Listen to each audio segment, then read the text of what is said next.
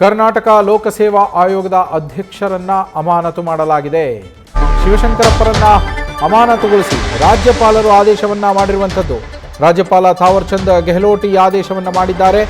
ಪುತ್ರಿಗೆ ಸರ್ಕಾರಿ ಹುದ್ದೆ ಕೊಡಿಸೋದಕ್ಕೆ ಅಧಿಕಾರವನ್ನು ದುರುಪಯೋಗ ಮಾಡಿಕೊಂಡಿರುವ ಆರೋಪ ಇವರ ಮೇಲಿದೆ. ಈ ಅಧಿಕಾರ ದುರುಪಯೋಗದ ಆರೋಪದ ಮೇಲೆ ಕೆಪಿಎಸ್ಸಿ ಅಧ್ಯಕ್ಷ ಸ್ಥಾನದಿಂದ ಅವರನ್ನು ಅಮಾನತುಗೊಳಿಸಲಾಗಿದೆ. ತಕ್ಷಣವೇ ಜಾರಿಗೆ ಬರುವಂತೆ ಅಮಾನತುಗೊಳಿಸಿ ಆದೇಶವನ್ನು ಹೊರಡಿಸಲಾಗಿರುವಂಥದ್ದು.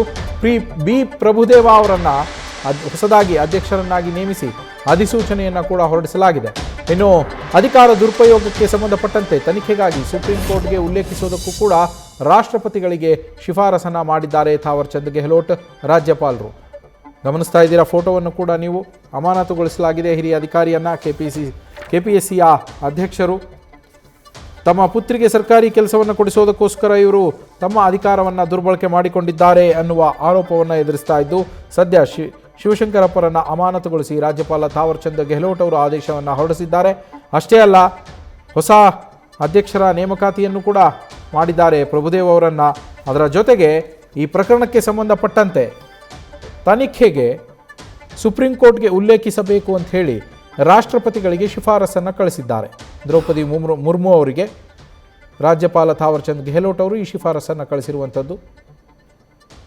ಶಿವಶಂಕರಪ್ಪರವರನ್ನು ಕೆಪಿಎಸ್ಸಿ ಅಧ್ಯಕ್ಷ ಸ್ಥಾನದಿಂದ ವಜಾಗೊಳಿಸಿ ಆದೇಶವನ್ನು ಅಮಾನತು ಮಾಡಿ ಆದೇಶವನ್ನು ಹೊರಡಿಸಿದ್ದಾರೆ ರಾಜ್ಯಪಾಲ ಥಾವರ್ಚಂದ್ ಗೆಹ್ಲೋಟ್.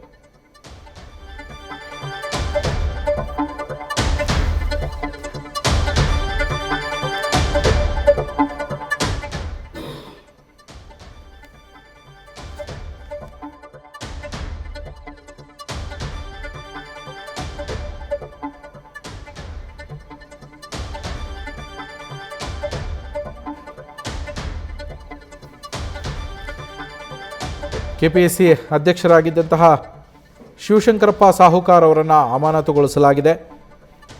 ರಾಜ್ಯಪಾಲ ಥಾವರ್ಚಂದ್ ಗೆಹ್ಲೋಟ್ ಅವರು ಈ ಆದೇಶವನ್ನು ಹೊರಡಿಸಿರುವಂಥದ್ದು.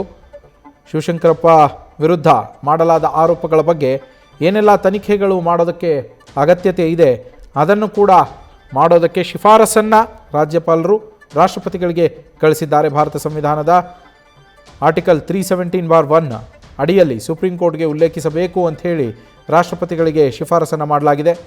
ಜೊತೆಗೆ ತನಿಖೆಯ ಕುರಿತು ರಾಷ್ಟ್ರಪತಿಗಳಿಂದ ಮುಂದಿನ ಆದೇಶ ಬರುವವರೆಗೂ ಕೂಡ ಅಧ್ಯಕ್ಷ ಹುದ್ದೆಯಿಂದ ತಕ್ಷಣದಿಂದ ಜಾರಿಗೆ ಬರುವಂತೆ ಅವರನ್ನು ಅಮಾನತು ಮಾಡಿ ಆದೇಶವನ್ನು ಹೊರಡಿಸಲಾಗಿರುವಂಥದ್ದು.